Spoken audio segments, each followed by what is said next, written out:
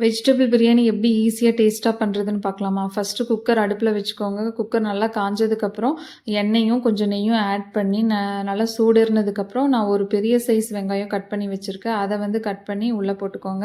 அது நல்லா பொன்னிறமா வந்ததுக்கப்புறம் தக்காளி 2 ஸ்மால் சைஸ் அத கட் பண்ணி நான் உள்ள போட்டிருக்கேன். அப்புறம் 3 பச்சை மிளகாயம் ஆட் பண்ணி நல்லா மிக்ஸ் பண்ணிக்கோங்க. அதுக்கப்புறம் ஒரு கைப்பிடி அளவு கொத்தமல்லி, புதினா தழை அதுவும் ஆட் பண்ணி நல்லா கலந்து விட்டுக்கோங்க.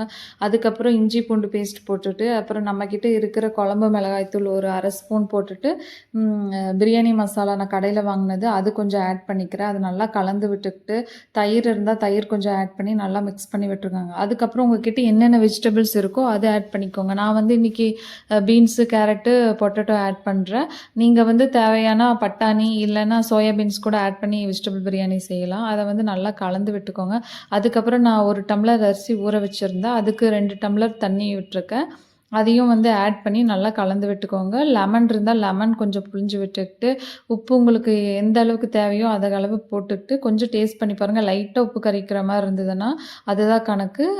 சூப்பரா இருக்கும் பிரியாணி. நீங்க ஒரு 3 விசிலோ உங்களுக்கு ஏத்த மாரி உங்க குக்கர் எந்த அளவுக்கு விசில் விட்டா வேகும்னு நெனைக்கிறீங்களோ, அந்த அளவுக்கு விசில் விட்டு இறக்கி பாருங்க. சூப்பரான வெஜிடபிள் பிரியாணி ரெடி ஆயிருக்கும். ட்ரை பண்ணி பாருங்க. சப்ஸ்கிரைப் பண்ணிருங்க. Thank you.